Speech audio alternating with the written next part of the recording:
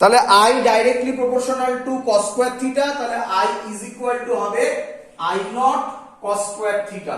Clear সবার এত অবধি? এবার ভালো করে বুঝবে, ভালো করে বুঝবে I নটটা কি, ভালো করে শোনো। আচ্ছা ধরো ধরো আমি একটা অঙ্ক দিচ্ছি, অঙ্ক করব আমরা, খুব ইম্পর্টেন্ট, এটা জয়েন্টে খুব আসে এবং সিবিএসসি এর বোর্ডে আসে, বারবার বলছি সিবিএসসি এর বোর্ডে আসে।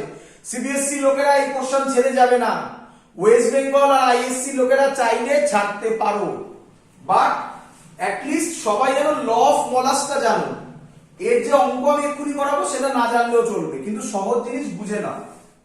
দেখো ধরো এর ইন্টেন্সিটি আমি ধরলাম I নট, ভালো করে শুনবে, এর ইন্টেন্সিটি আমি ধরলাম I নট। বলো আমাকে I নটটা কার ইন্টেন্সিটি? বলো। আনপোলারাইজড লাইট বলতে পারি?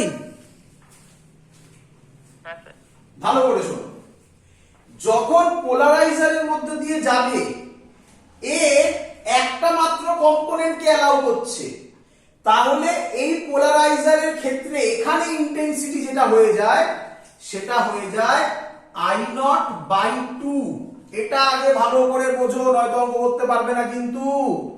আবার বলছি ভালো করে শোনো, আনপোলারাইজড লাইটের যা ইন্টেন্সিটি হবে প্রথম পোলারাইজার সেই ইন্টেন্সিটি হাফ হয়ে যাবে, এটা ফর শিওর। এটা ল অফ মলাসের সাথে এইভাবে রিলেট করো না। কেন কেন বোঝো, এর মধ্যে ভাবো সব কম্পোনেন্ট আছে কিন্তু একমাত্র একটা কম্পোনেন্টকেই ও অ্যালাউ করছে। কোন কম্পোনেন্টকে? এই প্যারালাল কম্পোনেন্ট। কোন কম্পোনেন্টটাকে ব্লক করে দিচ্ছে? Perpendicular component. তাহলে কি আমি বলতে পারি না এর দুটো কম্পোনেন্ট ছিল, একটা ছিল হরাইজন্টাল আর একটা ছিল পারপেন্ডিকুলার, একজনকে পাস করাচ্ছে একজনকে ব্লক করে দিচ্ছে। তাহলে অবভিয়াসলি যেটার ইন্টেন্সিটি হবে একটাকে ব্লক করছে একটাকে পাস করছে, তার মানে তার হাফ হয়ে যাবে। এটা বলো বুঝলে কিনা? ক্লিয়ার সবার?